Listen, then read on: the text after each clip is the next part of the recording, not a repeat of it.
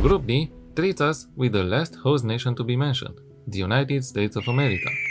The US may not have played qualifier matches, but this doesn't mean they are fresh and will automatically qualify from the group stage. Given their recent track record at the tournament, they should be happy to be here.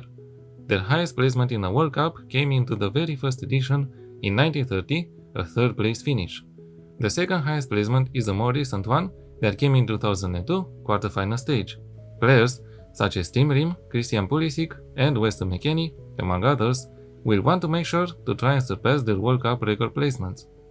Mauricio Pochettino may have the hardest job in this year's tournament, to ensure a good showing of the national team, as they play on home soil and the American fans are hungry for success. But the USA are not the only ones hungry in this group stage.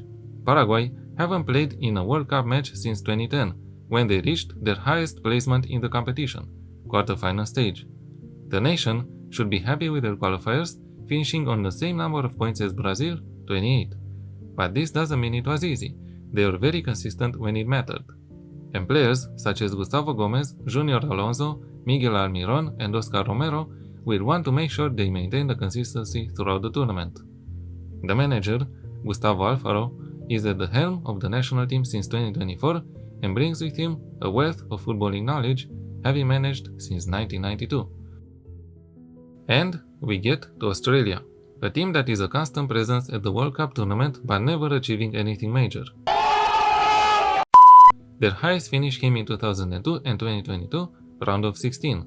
What Australia provides is consistency, and is that consistency that led them thus far. They played 16 games to qualify to the World Cup, topping the initial group but falling behind in the second one. Friendlies planned against Mexico and Switzerland should provide the team with a barometer before the tournament. Toni Popovic hasn't announced the World Cup squad yet, but players like Matthew Ryan, Aziz Behic, and Martin Boyle for sure want to achieve the best result possible in this year's edition. And Turkey. Turkey had a tumultuous period during the qualifiers, struggling against Spain. They did, however, qualify to the playoff stage and had some nervy games against Romania and Kosovo. I think the Turkish national team is best known for their third place finish in 2002, when there was a real feeling that they might go all the way and win the tournament. They don't have a wealth of experience at the World Cup, but I'm sure they would like to surpass the 2002 result and set a new record high in this year's edition. Arda Güler is the superstar for sure, and for good reason. The way the young midfielder developed this past season gives us a glimpse of a world-class level player. Besides him though, Barış Yılmaz, Merih Demiral, Kenan Yıldız, and let's not forget Hakan Çalhanoğlu would want to get their names in the history books. They have a strong squad, but this wouldn't have been possible without Vincenzo Montela's managerial brilliance. He's a manager since 2009, but his stature increased only recently since he took over the Turkish national team. This group looks like a done deal on paper, with Turkey and the USA being clear from Paraguay and Australia.